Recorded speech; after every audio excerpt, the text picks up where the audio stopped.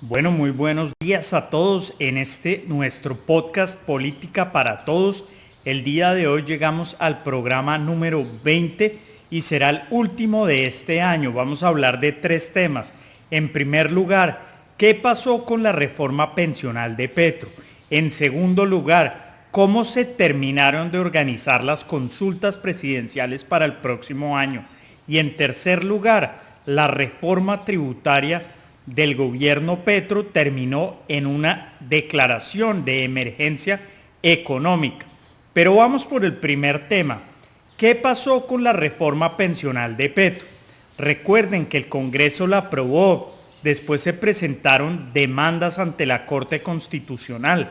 La Corte hizo un estudio y le dio la posibilidad al gobierno y al Congreso de subsanar el vicio de procedimiento que se presentó en el cuarto debate, y el Congreso en el mes de junio hizo una subsanación. Pero entonces la pregunta es, ¿qué pasó? La Corte Constitucional volvió a estudiar esa subsanación. El magistrado ponente Jorge Enrique Ibáñez presentó una ponencia solicitando que se cayera. ¿Eso qué significa? Que la forma como el Congreso hizo la subsanación, al parecer, no se ajustó a la Constitución y al auto de la Corte Constitucional, donde le ordenaba al Congreso qué debía hacer para subsanar. Pero se reunió la sala plena, votaron y quedaron en un empate de 4 votos contra 4. Y en esos casos, ¿qué es lo que pasa? Que se debe nombrar un conjuez. Y ese conjuez se llama Carlos Márquez, que va a ser el encargado de estudiar, presentar una ponencia, en algún sentido puede ser a favor o en contra de la reforma pensional. No sabemos cuál vaya a ser el sentido, pero lo que sí es cierto y es importante que todos lo sepan es que es un gran jurista, él es de la Javeriana, pero además tiene estudios en la Universidad de Harvard y en la Universidad de Oxford. Se ha dedicado al derecho de la competencia, así que estoy seguro que la ponencia que presente se va a ajustar no solo a derecho, sino que va a ser un texto jurídico conciso y va a ser el voto que defina el sentido de esta discusión. ¿Qué puede pasar? Que decida devolverlo a la plenaria de la Cámara de Representantes nuevamente, o sea, devolverlo por segunda vez para que lo puedan volver a subsanar. Pero ¿qué es lo importante y cuál es el quid del asunto? Resulta que cuando la Corte Constitucional tomó la decisión de no hundir la reforma pensional, lo que dijo fue: Congreso, devuelvo a ustedes la reforma para que en el cuarto debate se supere el vicio de la elusión al debate democrático. ¿Y esto qué es? Nosotros tenemos un Congreso bicameral y para aprobar unas leyes se deben dar 4 debates. ¿Y eso qué significa? Que se debe dar un debate en la comisión, por ejemplo en la Cámara, después va a la plenaria, después vuelve a la comisión en el Senado y después vuelve a la plenaria del Senado. Y eso lo que busca es que se dé un debate real y de fondo. Esto no se trata de maquillar o de eludir el debate democrático, y ese era el sentido del auto de la Corte Constitucional y lo que le pidió al Congreso para que subsanara el texto. Le dio la instrucción de retomar la proposición en la cual votaban el texto acogiendo el texto que aprobó el Senado en segundo debate, el que aprobó la plenaria del Senado.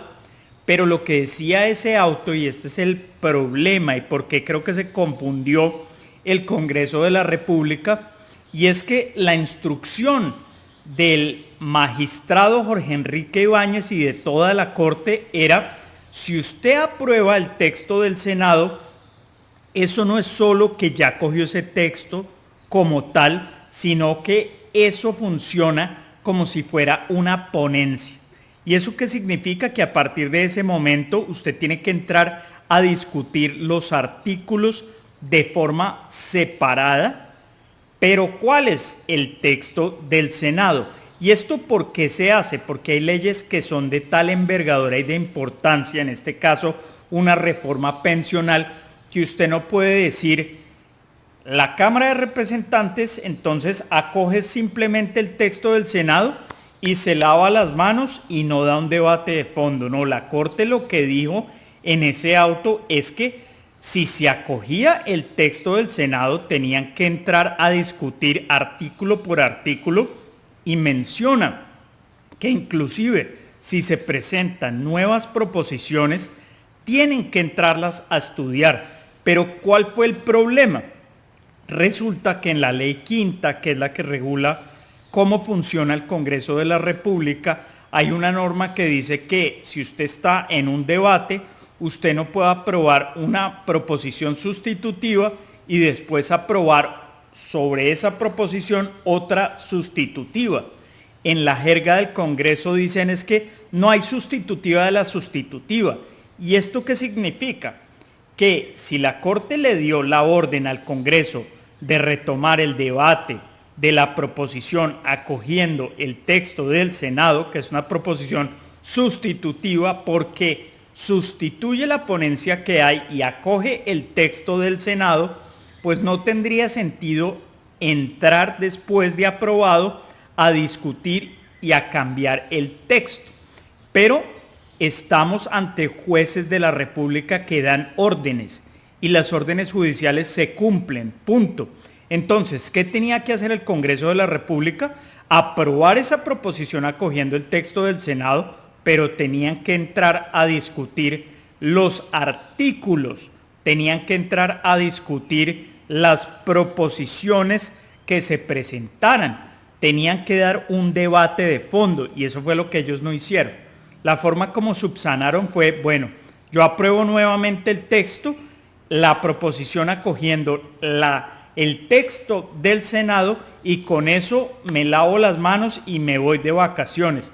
Y la Corte, por eso es que no se pudo poner de acuerdo si hubo vicio o no, porque hubo una confusión sobre cuál era el alcance de lo que se debía subsanar.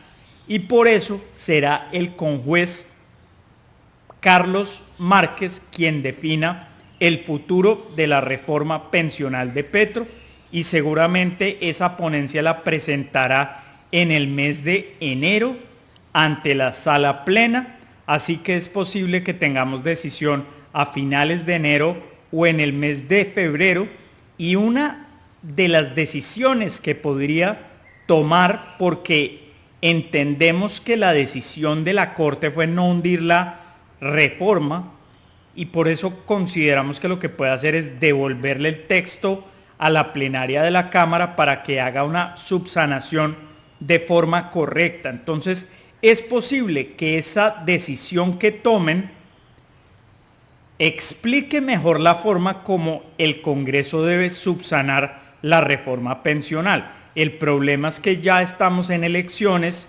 ellos vuelven hasta marzo, después de marzo ya hay un Congreso elegido nuevo, entonces unos se quemaron, seguramente no van a ir a las sesiones entre marzo y julio que llegue el nuevo Congreso, así que es muy probable que lo que vaya a pasar es que se devuelva el texto a cuarto debate, pero no sabemos si este Congreso alcance a hacer esa subsanación de marzo a junio 20 que termina la legislatura. Vamos a ver qué pasa. Yo la verdad estoy tranquilo con el conjuez que nombró la Corte Constitucional porque va a ser un fallo en derecho y esperemos a ver cuál va a ser la solución salomónica que dé la Corte Constitucional. Pero pasemos ahora al segundo tema. Los plazos electorales determinaban que a partir del 8 de diciembre hasta el 22 de diciembre se tenían que organizar las consultas para el mes de marzo. Y entonces, ¿esto cómo quedó?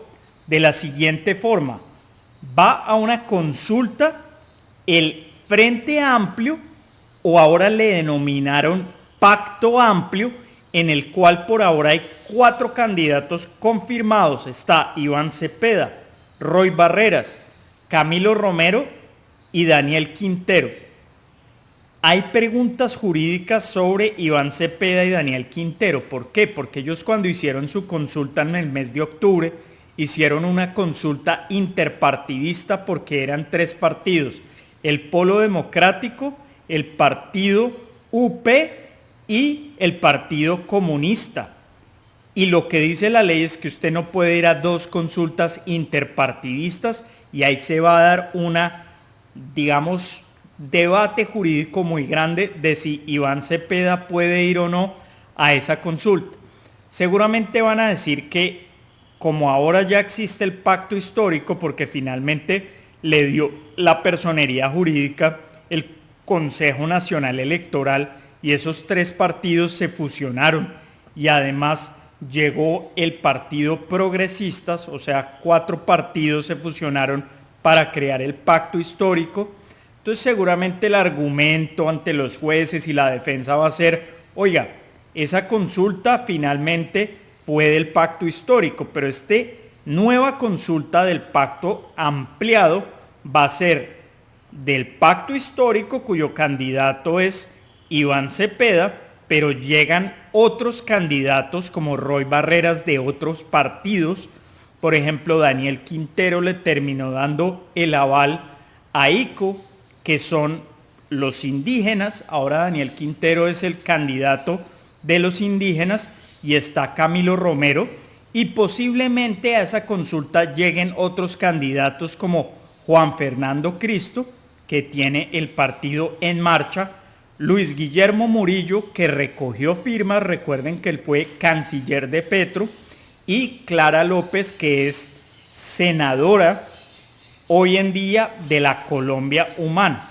Ellos podrían llegar a esa consulta, pero al mismo tiempo el exgobernador del Magdalena está impulsando otra consulta que se llama la Coalición Unitarios, a la cual irían el famoso Mr. Taxes, que fue el director de la DIAN de Petro en una época y terminó peleando de una forma grave con Benedetti y Petro por todos los escándalos de Papá Pitufo y todo el escándalo de corrupción en el que está envuelto el Congreso de la República con la Unidad de Gestión del Riesgo.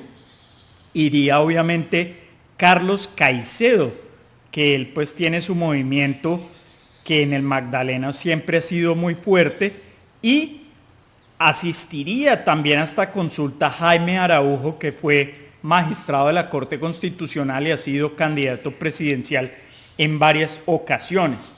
Pero, ¿qué más pasó? Y hay una movida importante, y es que se consolidó la gran consulta por Colombia. Y esta consulta lo que busca es aglutinar al centro y la centro derecha, y lograron unirse candidatos como Mauricio Cárdenas, Juan Manuel Galán y David Luna, que fueron los padres de este movimiento, y ahí aterrizaron Aníbal Gaviria, que resultó siendo el candidato de las fuerzas de las regiones, aunque ese grupo terminó disperso porque uno se fue para la candidatura de Abelardo de las Priella, otro se fue al liberalismo, otro se quiere lanzar al Congreso. Pero bueno, entró Juan Daniel Oviedo, entró Vicky Dávila y entró Paloma Valencia. ¿Y esto por qué es importante? Porque ya no solo aglutina al centro, sino está la centro derecha y el uribismo con Paloma.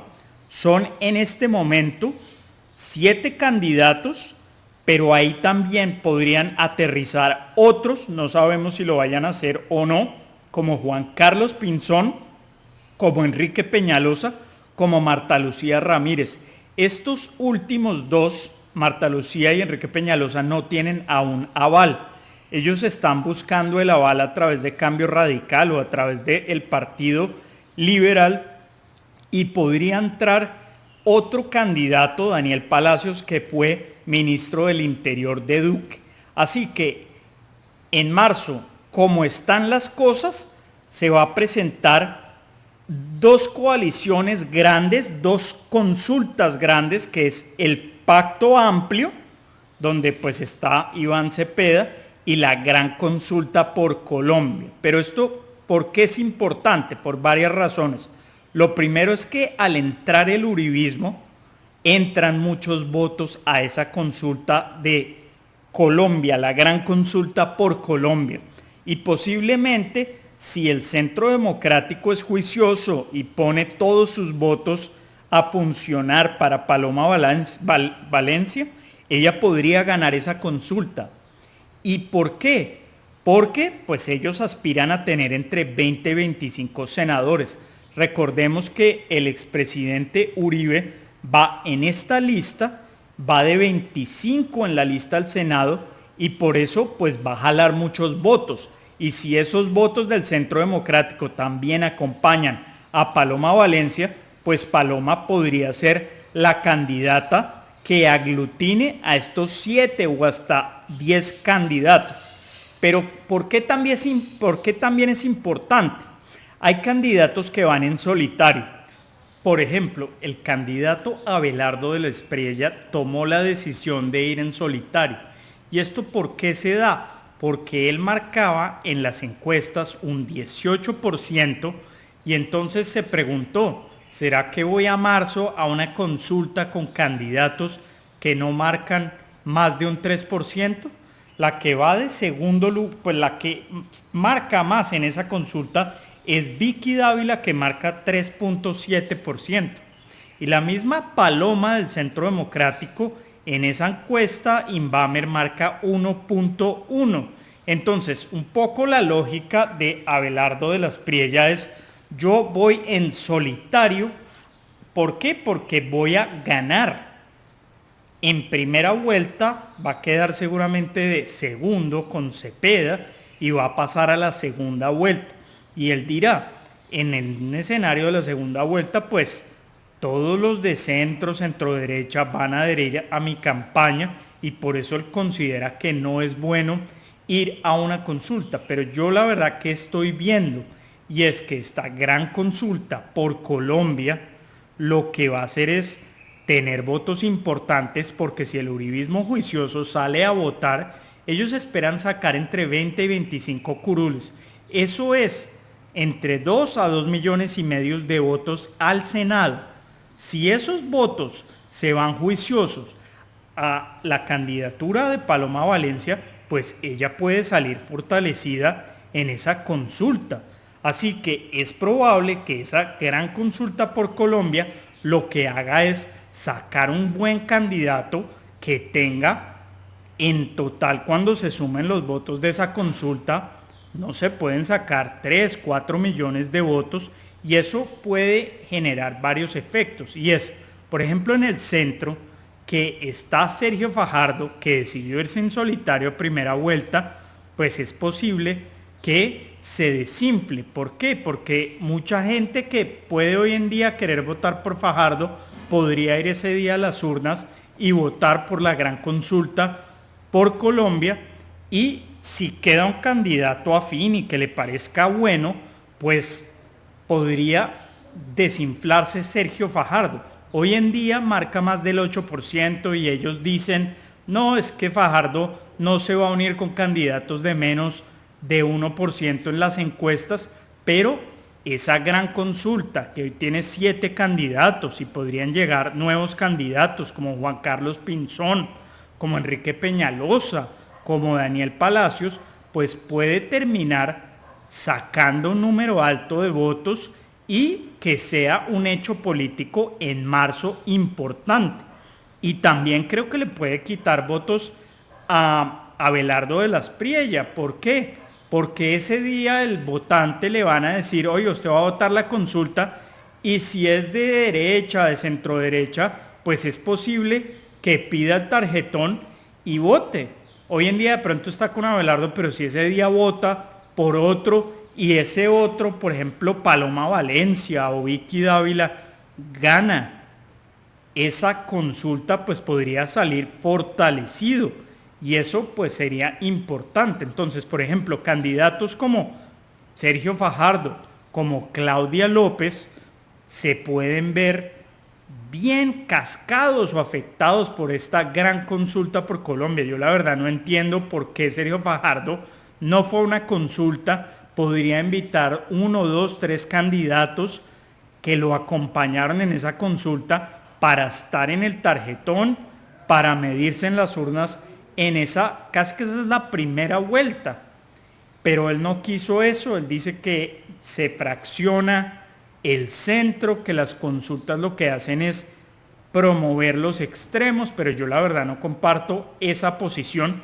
Y además que se unan 7, 8 candidatos, pues lo que demuestra es que, pues en primer lugar, Fajardo no tiene la capacidad de unirse, pero en segundo lugar, que se unan esos candidatos que hay desde personas del centro como hasta del centro democrático, pues demuestra que hay una apertura a tener ideas y posiciones de diferentes espectros políticos, y eso no está pasando con Fajardo.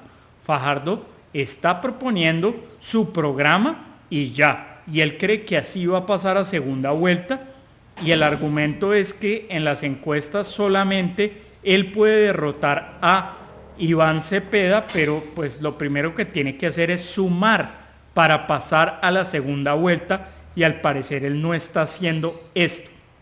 Pero además, tengo preguntas sobre cuál es la estrategia de Juan Carlos Pinzón.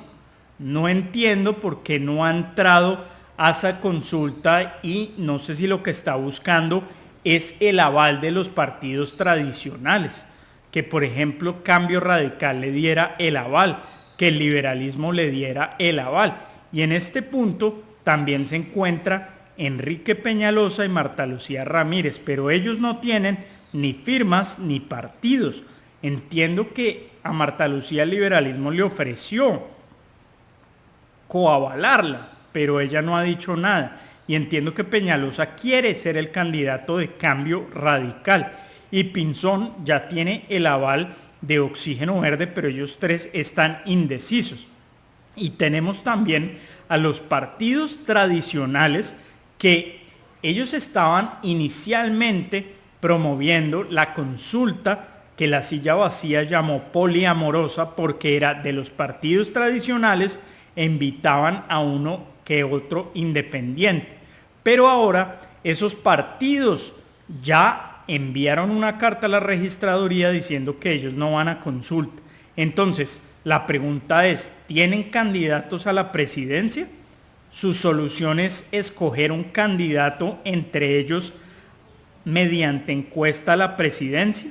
Y acá tenemos al partido de la U, tenemos a Cambio Radical, tenemos al Partido Liberal y tenemos al Partido Conservador. Pero entonces, en Cambio Radical, ¿Germán Vargas va a ser candidato? No sabemos. No se lanzó como cabeza de lista al Congreso. Pero podrían terminar avalando o a Juan Carlos Pinzón o a Enrique Peñalosa. Por el lado del liberalismo, recuerden lo que pasó. Su candidato era Mauricio Gómez, pero él renuncia y se va a la campaña de El Tigre. Pero además le ofrecen entonces ser candidato a Héctor Olimpo, que estaba en el grupo de las Fuerzas por las Regiones, y a Daniel Palacios. Pero hoy en día ninguno de los dos es el candidato oficial del liberalismo, ni siquiera están coavalados. Pero si allá llueve por el lado del Partido Conservador, no escampa. ¿Y qué pasa en el conservatismo? Se agarraron porque el candidato inicialmente iba a ser Efraín Cepeda, pero el directorio decidió ampliar los plazos de inscripción de candidaturas y aterrizó Pipe Córdoba, el excontralor, aterrizó Rubén Darío Lizarralde y también Juana Carolina Londoño, que es de Caldas, y entonces entre esos 4 tendrán que tener un candidato.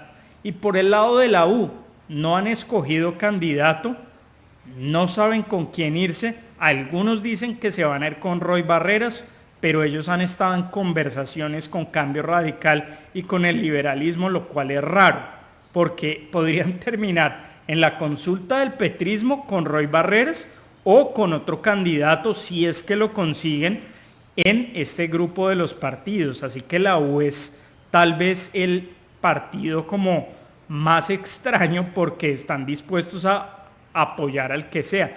¿Qué puede pasar con ellos? Seguramente que terminen o dejando libre a su militancia para que apruebe al que sea, o que esperen al resultado de las consultas para apoyar a algún candidato y sumarse cuando la campaña presidencial vaya más avanzada. Este es el escenario que tenemos en este momento.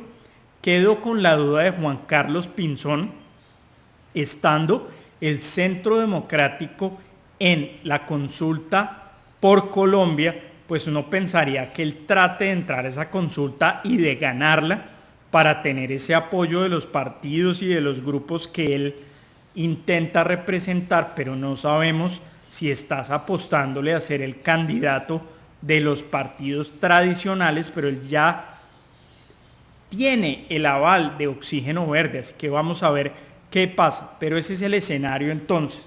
En resumen, tenemos que está la consulta del Frente Amplio, como ahora se llama Pacto Ampliado, que es el de Petro, que es la que está impulsando Petro. Tenemos en el centro, centro izquierda, un par de candidatos que van en solitario a primera vuelta, como son Sergio Fajardo y Claudia López. Tenemos la gran consulta por Colombia, donde tienen hasta el momento 7 candidatos, pero podrían aterrizar 3 más: Juan Carlos Pinzón, Daniel, el exministro de Duque, Palacios, Daniel Palacios, y también podrían entrar Peñalosa y Marta Lucía, otros 4, pero surge la pregunta de si una consulta con 10, 11 candidatos, pues representa ideológicamente algo, algún espectro, pero al final es antipetrismo, centro, centro derecho. Están los partidos tradicionales que tendrán que ver qué hacen si logran ir a una encuesta con candidatos, pero ninguno se le ve fuerte, no tienen un candidato que tenga votos, a menos pues que entrara Germán Vargas Lleras, que es un personaje pues que tiene mucho más peso, y va Abelardo de la Espriella en solitario. Entonces, Uribe se fue por la gran consulta por Colombia.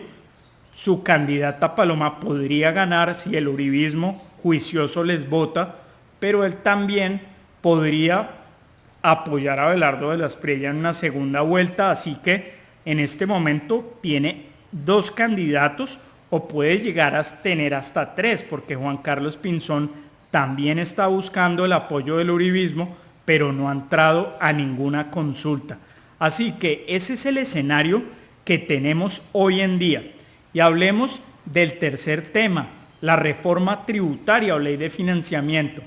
Como les dijimos en el programa pasado, se hundió efectivamente en el Congreso de la República, y la estrategia del petrismo sí fue declarar la emergencia económica, y así lo hizo, un decreto de 20 páginas en las cuales tiene que explicar cuál es el hecho sobreviniente, un hecho extraordinario que le permita al gobierno declarar la emergencia económica. La hacen en plena vacancia judicial, y eso hace que la Corte Constitucional no entre a estudiar ese decreto declaratorio de emergencia automáticamente, sino que la Corte decidió que espera que se acabe la vacancia judicial el 12 de enero, y ahí se reúne y hacen el reparto, y hacen, pues eso es un magistrado que aleatoriamente le toca estudiarlo. ¿Quién va a ser? No sabemos. Y una vez inicie el estudio, pues tendrá que presentar su ponencia. Pero ¿qué va a pasar? Que el gobierno va a decretar impuestos esta próxima semana, y se empiezan a causar desde el 1 de enero del 2026. Ese es el regalo de Navidad que nos dejó el gobierno Petro. Pero además es un decreto muy débil jurídicamente. ¿Por qué? Porque cuando uno empieza a ver, bueno, cuáles son las razones, y la primera razón que se encuentra es que dice que se requieren recursos para pagar el sistema de salud, que la Corte Constitucional ordenó ajustar la UPC, que es el pago por capitación, que es lo que se paga por cada paciente, y la Corte, contrario a la teoría del gobierno, le ordenó que lo ajuste porque lo que estaba haciendo el petrismo era desfinanciando el sistema, ajustándolo solo la inflación, cuando los ajustes tienen que ser de casi del 15, 16, 17%.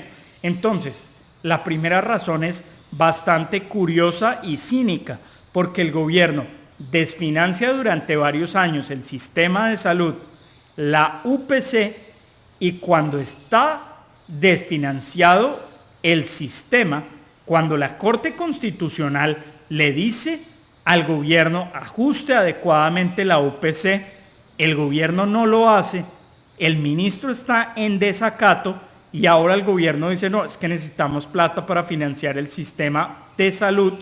¿Por qué? Porque usted, Corte, me dio esa orden. Eso es lo más cínico que ha pasado. Pero bueno, ¿cuál es la segunda razón? Que el Congreso no le aprobó la reforma tributaria. Y la pregunta es, ¿tiene cualquier gobierno que presente una reforma al Congreso que se la aprueben automáticamente? La respuesta es no. ¿Y por qué no se la aprobaron? Porque era una mala reforma, así de sencillo. Entonces, que el gobierno argumente que esa es una razón y que no va a recaudar 16 billones, pues eso no es un hecho sobreviniente.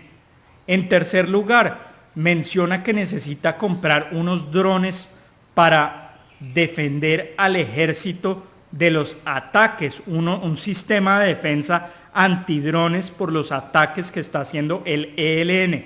Entonces, el gobierno impulsa la paz total, firma ceses de fuego con diferentes grupos, deja fortalecer esos grupos atacan al ejército, y ahora la razón que defiende el gobierno nacional es que necesita comprar este sistema de defensa y no hay recursos, y lo incluye en el decreto de emergencia. Pero pues qué cinismo, promueve la paz total, debilita las fuerzas militares, pero en el decreto de emergencia sí lo incluye. Y así hay otra serie de argumentos, que no hay recursos para pagar sentencias judiciales, que no hay recursos para la unidad de gestión del riesgo ante desastres naturales, que faltan 500.000 millones después de tremendo saqueo y escándalo de corrupción. Así que ese decreto, pues la pregunta no es si se va a caer o no, sino cuándo. Y posiblemente se caiga en el mes de febrero o marzo, pero ya habrán pasado 3 meses en el cual habrán recaudado impuestos, de pronto el IVA e impuestos de otra naturaleza que después no le van a devolver a los colombianos. Pero lo más grave, esa decisión va a ser en medio de elecciones, entonces eso le va a dar el tinte y el discurso electoral al gobierno. No, que la Corte me saboteó la emergencia, que no la tumbó. Así que efectivamente pasó lo que les advertimos en el capítulo pasado, se decretó esta emergencia económica y la pelota queda del lado de la Corte Constitucional, que no quiso sesionar o empezar a estudiarlo en vacancia. ¿Por qué? ¿Cuáles son las razones? No sabemos. Lo que entendemos es que les dio miedo que el gobierno fuera a decir, claro, es la primera vez que la Corte decide sesionar en vacancia para tumbarme estos impuestos, pero es que esto es muy grave. ¿Por qué? Porque hay un principio claro que es no taxation without representation, que no haya impuestos sin representación. ¿Y eso qué significa? Que los impuestos los debe aprobar el Congreso, no el Ejecutivo vía estas emergencias económicas. Así que vamos a ver qué decide la Corte Constitucional, pero no sabemos cuándo vayan a tomar la decisión. Les deseamos a todos una feliz Navidad, un feliz año. Muchas gracias por acompañarnos este año en los 20 capítulos de nuestro podcast Política para Todos. Los invitamos a que se suscriban a nuestro podcast y el próximo año tendremos una nueva temporada con cambios y novedades. Muchas gracias a todos, feliz Navidad y un feliz año.